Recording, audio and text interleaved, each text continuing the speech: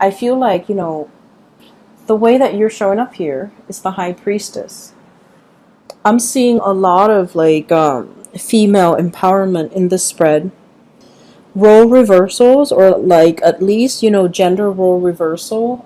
And then also defying or kind of like overturning gender stereotypes or expectations, which is great because I feel like, we all embody the feminine and the masculine, and we have to exercise, make decisions and behave in a way that where these two energies flow harmoniously.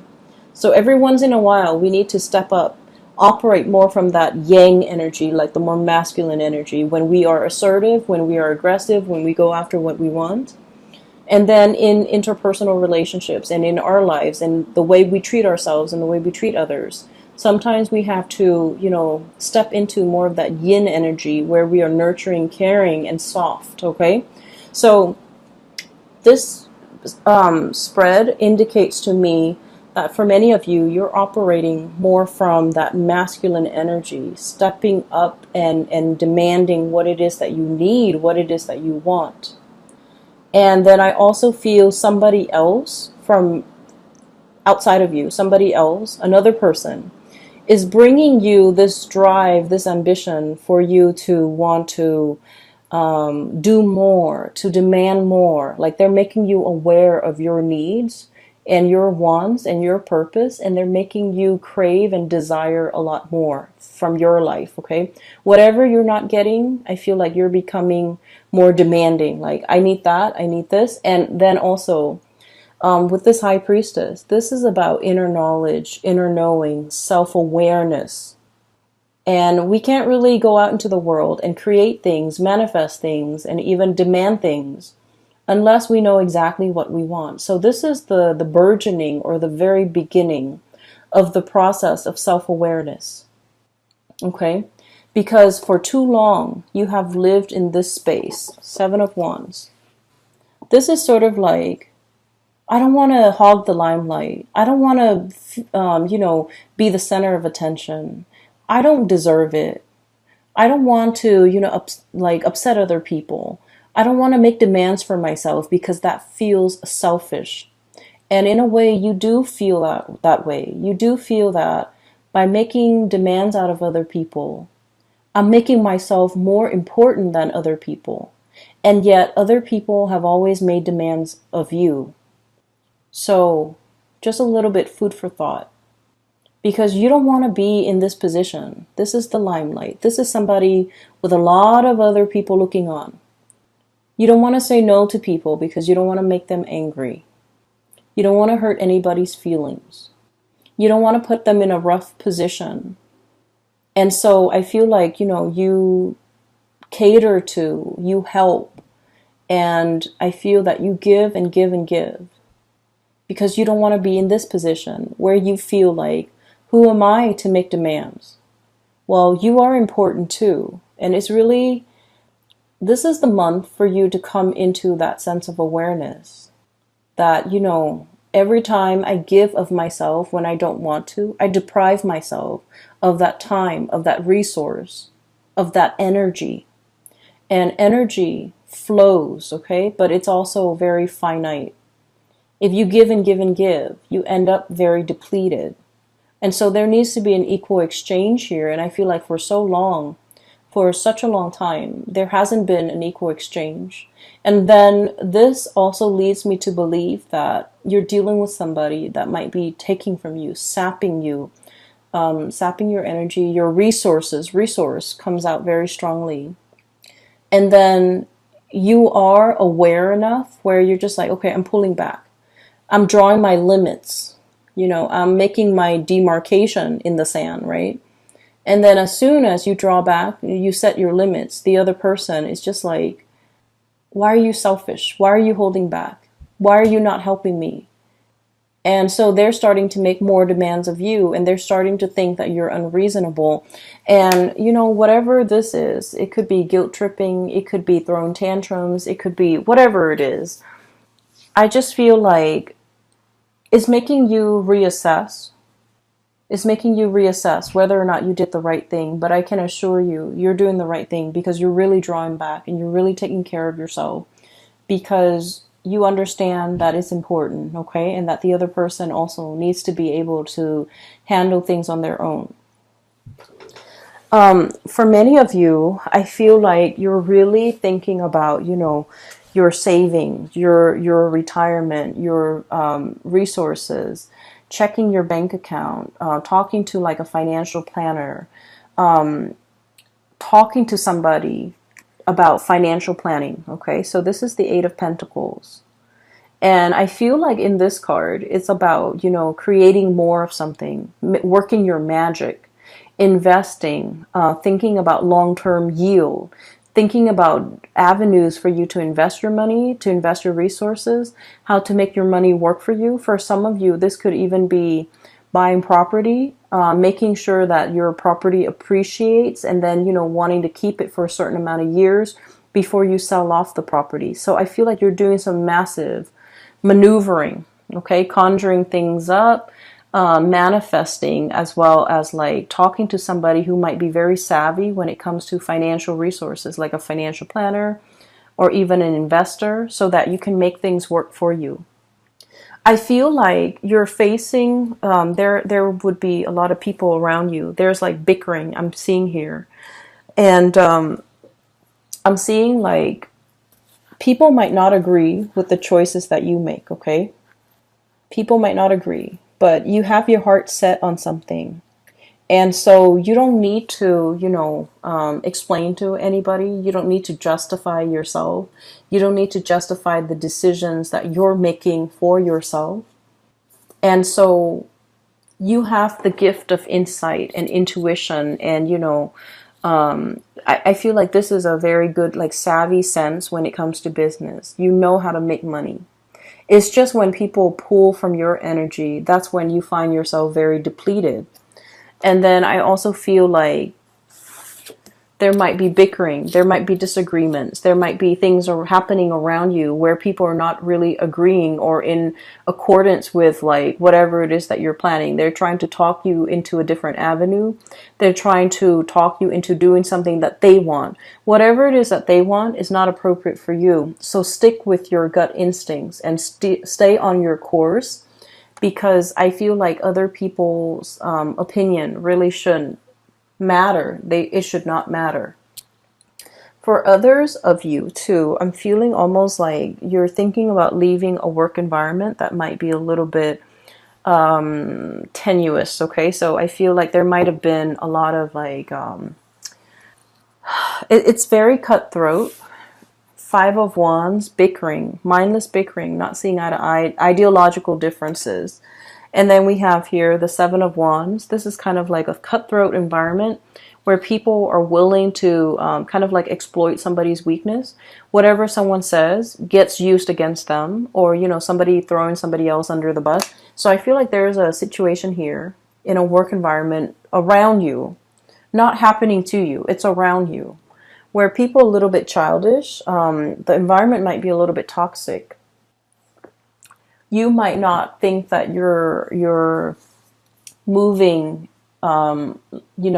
There's like no vertical movement. There's lateral movement. You're getting the same pay in a different position, possibly same pay, same grade or whatever it is. But I feel like there isn't upward movement. And so you're making plans to see what other options are available for you. You're kind of spinning your wheels here, and you are seeing that, and you're also coming into the awareness that the longer you stay here, the more that this hostility or this this energy in the work environment is going to kick up. The more longer you stay, the more dust is going to gather. And you're aware of that, and you're trying to check yourself out and figure something out. In the meantime, things are still, I feel like it is still stable and safe enough, but you are exploring other options. And that's why I feel like, you're keeping your plans very close to your chest. You're not sharing your ideas. You're not sharing your plans. You're not really letting a lot of people know about it. Hence that smile on the ragdoll's face and the stitching around the mouth. There are secrets that are not being said. Okay, so moving on to this portion of the reading. This is a relationship here that I'm seeing. Okay, so we're going to move this away. So going back to that second scene that I saw, okay, it's just the man and the woman. And I apologize for my viewers who are in same-sex relationships, or interested in, same-sex partners. The images just come out very heterosexual, so I want to apologize. Either way, whoever it is that you're dealing with, whatever race, whatever gender, whatever person that you're dealing with, I do feel for many of you, you might be the man with the ring, okay? The man who is committed. He is in a relationship, and the relationship is feeling a little bit like the ball and chain, okay? So forgive me for that expression. I have here the Four of Wands. This is a marriage. This is, stability. This is like holy matrimony. And then I have the Eight of Swords resting underneath it. The Eight of Swords is like bondage. It feels a little bit uncomfortable. It feels like it's hard to break out of, and it can feel very restrictive. For some of you, you might be in a relationship and you're questioning the longevity of the relationship. You're questioning, are we in it for keeps? Is my partner still wants to work at this with me? Do I still want to work at this with my relationship partner? And then I feel for many of you, there might be like a change of heart where you're in a situation, but it's no longer fun and exciting and new love. Like it's no longer, or maybe it has surpassed that puppy love stage. And now we're getting down to the nitty gritty of like the domesticity, the living together, the life that we've created for ourselves. Are we still excited about each other? Are we still happy in this relationship? Are we still willing to work at it?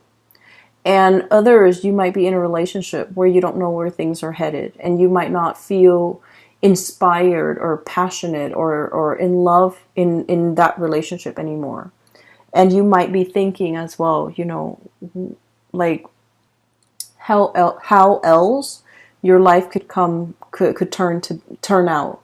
You might be thinking, I don't feel like it's, like stepping out of a relationship, exploring other options. But I do feel like something here just feels a little bit restrictive. Something in this relationship feels a little bit like, I'm not sure if it's going to last through the winter, So that's what I'm sensing. And I feel like for many of you, there could be a situation here where there is communication or another person in your midst that's bringing this change of heart. And I just want to say, for those who are watching, and especially if you're resonating with this, I just feel like this home situation happened first, okay? There's something innately possibly unhappy or like dissatisfying in this to begin with. And what I mean by that is, if this is something you feel is worth salvaging, is worth working at, and is worth saving, then you need to take the steps now in order to correct it. Because I feel like the root of the problem is here. It's not this outside person. I feel like it's here. This is where things need to be fixed and mended and repaired. And I also feel like for many of you, it might lack excitement. It might have gotten into like a sense of, like routine, like something is very routine. Something is no longer exciting. Something is no longer passionate. Something is no longer like, it's no longer in that puppy love stage. And so how do we bring it back? How do we revive it? What can we do in order to make it better, right? But either way, regardless of whether or not you're dealing with this, I do feel there is a new energy. We have here the Knight of Wands. This is like the embodiment of passion and chemistry. And then we have as well the Page of Wands. This is the same type of energy. And so it's going through a maturation stage. Okay, it starts out as the Page and then it escalates into the Knight. And so what I'm feeling is there's somebody in your midst, okay, regardless of whether or not you're dealing with this. There's somebody in your midst that's bringing you kind of like a whole new world, a whole new set of eyes to look at your life and the life that you've created. Because I feel like it's very different. Like there is a little bit of like domesticity here in your life that is very different from what this adventure, this excitement, this sense of like, you know, bouncing around, being nomadic. So there's domesticity, there is like a nomadic lifestyle, and those two things clash. But in the process of, you know, getting to know the other person, unearthing their lifestyle and looking at the way they live their life seems very exciting. You're very drawn to it. You're very drawn to this person because they're like your polar opposites. That's what it feels like to me, like polar opposites. And then I also feel like there's a boldness, an impulsiveness, and a rashness coming through from this person because they're very I feel like they're just very courageous. They're very action oriented. They do things, get things done. They don't sit around and mull over things. And they're very like unapologetic. They live their life the way that they want. They don't have to answer to anybody. They don't have to justify any of their decisions the way that you justify your decisions. The way that you have to, you know, get the support and the okay from the people around you before you make major life decisions. This person is like action oriented. They make life decisions and they make decisions for themselves without having to consult people. They don't care what people say. And so this devil may care attitude has worked out really well for them, has gotten them exactly where they want to go. And so you're looking at this person and I feel like there is definitely attraction. There's definitely admiration and also, you know, looking up to this person, wanting to emulate and copy that lifestyle or the way that they carry themselves. They're so assertive and so self-assured. And I feel that you wish you could be that way. You wish that you could, you know, make decisions without having to second guess. And so if this is a romantic partner or a relationship partner or even a love interest, this is someone that will come to you in a heartbeat, okay?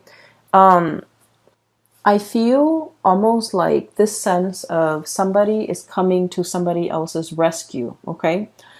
And you know that, oh yeah, so the third image. Okay, so now it's coming back. So you know the Warner Brothers cartoon, for those of you who are not familiar, it's basically a series of like cartoon sketches. And there's one where there's a damsel in distress. She's tied up, right? She's bound with rope, and they left her on a railroad track. And there's this cartoon train coming towards her, and she's screaming out. And you know, a man comes by and rescues her. So that's like what I'm sensing. But once again, I mentioned that this is a reading that is all about role reversals. That is all about like overturning gender stereotypes.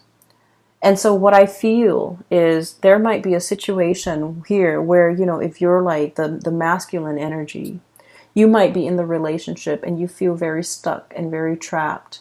And there's somebody coming into the picture and they're breathing life into your life. They're breathing new air. They're bringing like a breath of fresh air into your life. And they're fixing your problems, and they're helping you make sense of things, and they're helping you navigate an environment, and they're very exciting, very dynamic.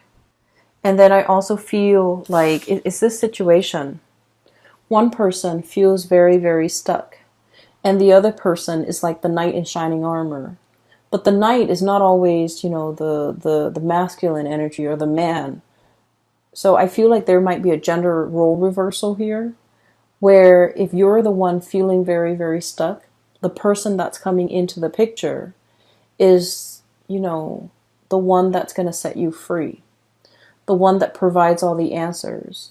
And so what I feel is, for some of you, there's this sense of independence, shouldering the responsibilities on your own. You're telling people, like, if you walked a mile in my shoes, you would look at your life with full appreciation, because, like, honestly, I feel that many of you have been through a lot of difficult life experiences.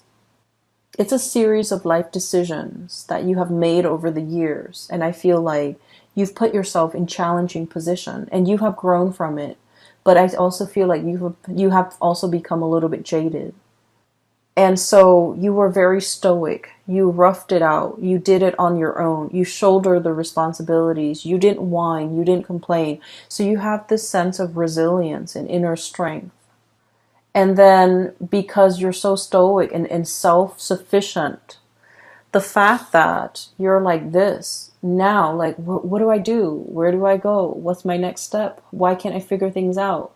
I need to be able to make this decision on my own. And I feel like the fact that somebody else is coming through, wanting to help, wanting to offer, a hand, wanting to come and rescue you, you don't trust it. And it might be really hard for you to accept this person.